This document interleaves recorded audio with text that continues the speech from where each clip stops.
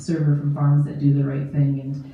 And for people who eat protein, like every time that you guys make a purchase from a farm like that's featured on Farmigo, it's like a world of difference, the way that those animals are raised and the lives they get to have and the effects it has on the land. I mean, it is striking. So I know it can be hard. I met some really cool organizers tonight, and they're trying to get going and get people into it. And I've been there. I remember like going to our very first farmers market stand, and everybody walking us by, and I'm like, oh my god, I have all this fresh meat, and no one's going to buy it.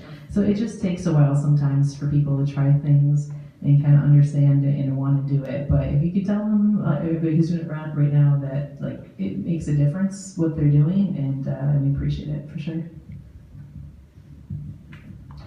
Yeah, I think you heard pretty much on my end what Heather said, everybody said. It's first and foremost, thank you to you guys for taking a product, trying it, and saying, all right, believe in it, and questioning us about it too.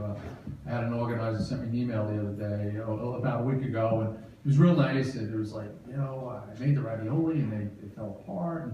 And it was because I didn't put on the box, it should stay frozen right up to boiling time. And so that helped me. So now that goes on our ingredients, make sure it's frozen when you put it into boiling water.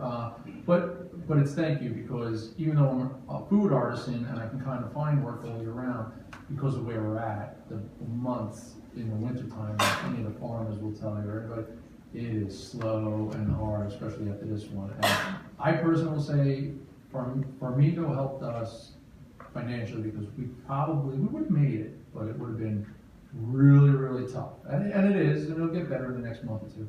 But just to tell, like Heather said, everybody else that's not here, thank you. And to support, and not to support, I gotta buy Northern Farmhouse Pasta. There's other great, Spogolini, I think, is on there's another pasta maker.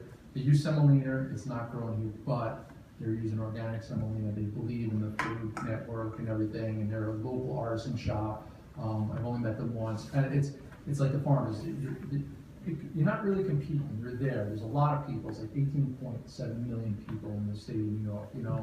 So there's enough pasta to go around, for vegetables to go around. But it's really knowing what you're eating, and like Greg said, it's educating those people.